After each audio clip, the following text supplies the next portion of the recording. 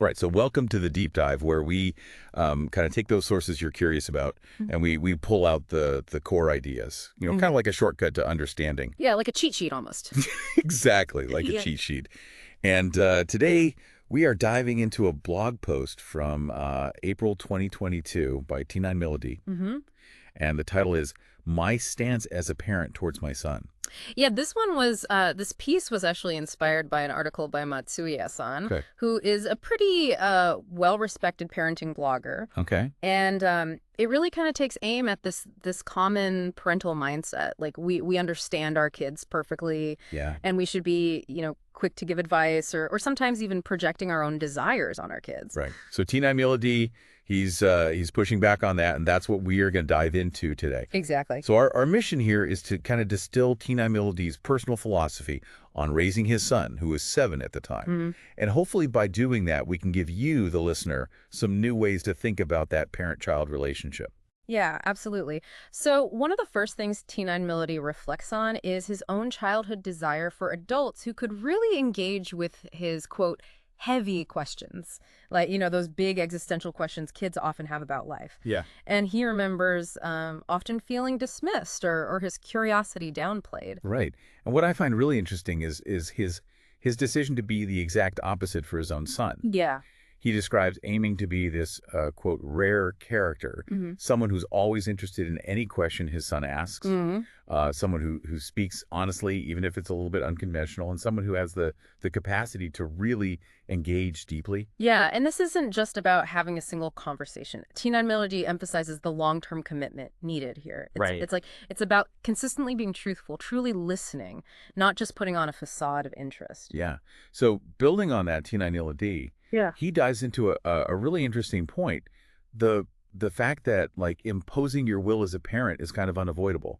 He uses the example of his efforts to immerse his son in English. Right. And even though he's doing it because he wants to give his son this valuable skill, he acknowledges that it is still a form of, like, influencing his son's world. Yeah, and this is where it gets, I think, really interesting, because he challenges this idea that only direct commands are considered imposing. Okay. He argues that believing that you're not imposing can actually lead to a kind of arrogance.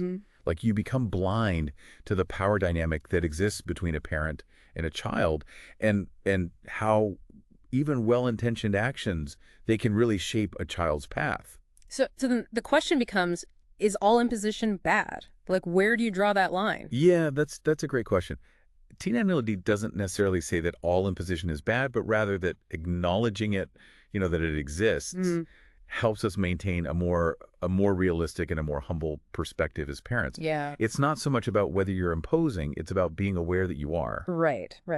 And from this understanding, T9 Melody goes on to talk about the really profound impact of a child's environment. He suggests that creating a supportive environment can actually be much more effective than constantly giving your kid instructions. So what stood out to you from the examples he gave?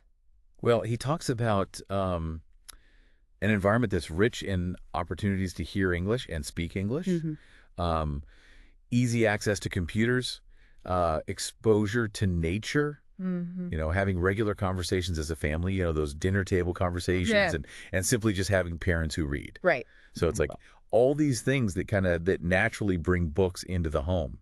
It's almost like learning by osmosis, isn't it? Yeah. The child just absorbs so much by being surrounded by these things. Right. So less about you must learn this and more about making learning and exploring just a normal part of the environment. Exactly. Yeah. And this idea of creating a natural environment, it connects directly to his warning against pretense. He argues that you can't just, create this superficial environment that doesn't actually reflect your family's values, your family's habits. Right. And we all know kids have this incredible radar for what's real and what's not. Oh, absolutely. If you've ever tried to hide cookies from a kid, you know what I'm talking about. I know. They know. Yeah. So T9 Melody, he's really emphasizing that children learn more from who their parents are, how they behave, their daily actions, than from any sort of like ideal that they might try to preach. So that raises an important question about parental modeling. Are our actions as parents really reflecting the values that we're hoping to instill in our kids? It's about walking the walk, not just talking the talk. Yeah. And T9 Melody seems to advocate for this really genuine, authentic approach. Like interacting with his son on his son's level, Yeah. acknowledging his efforts, recognizing that his son is also kind to him. Hmm. So it's a two-way street.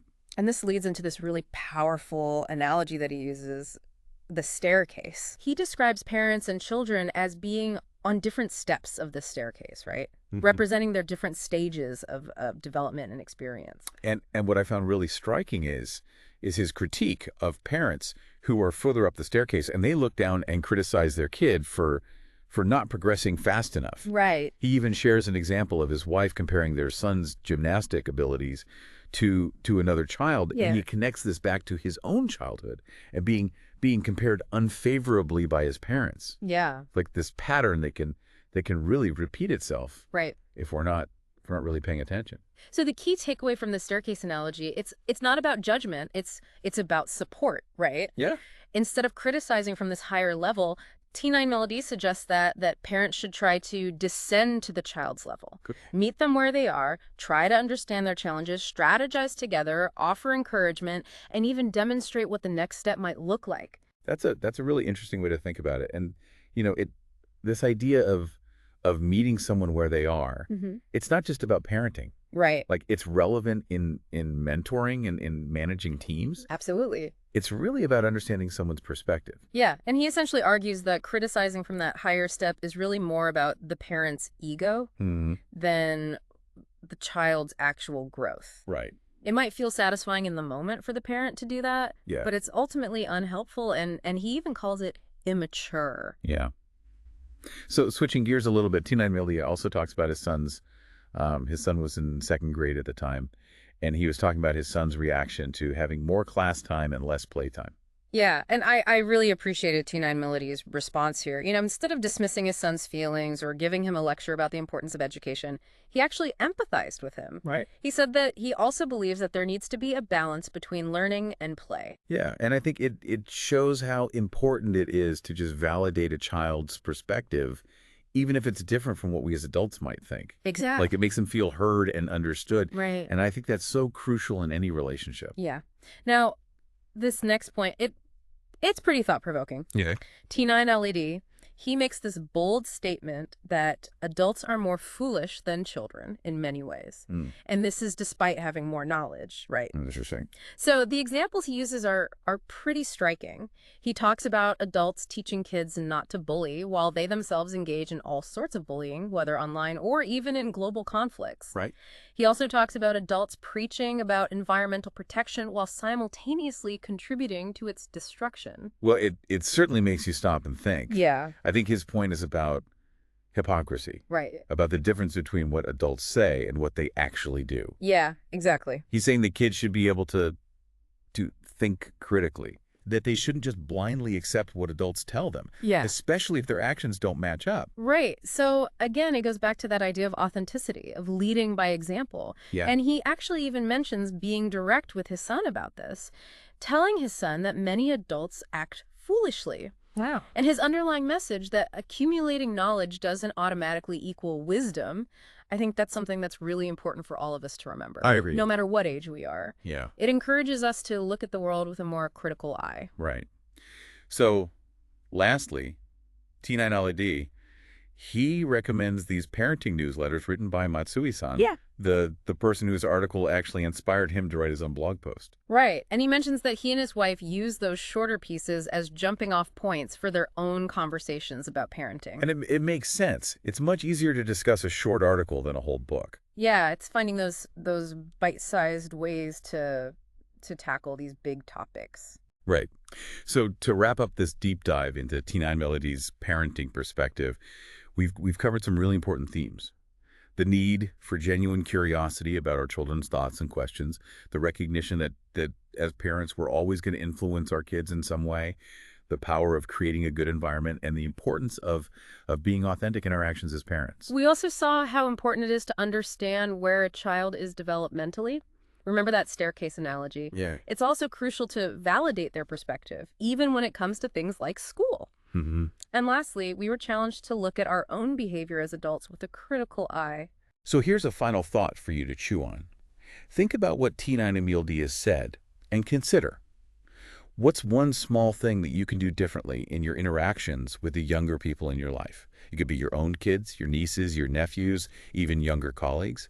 How can you create a more authentic connection, a deeper level of understanding? Maybe it's about how you listen. Maybe it's about the kind of environment you create. Maybe it's about the expectations you have. It's definitely something worth thinking about. Yeah. Thanks for joining us on this deep dive.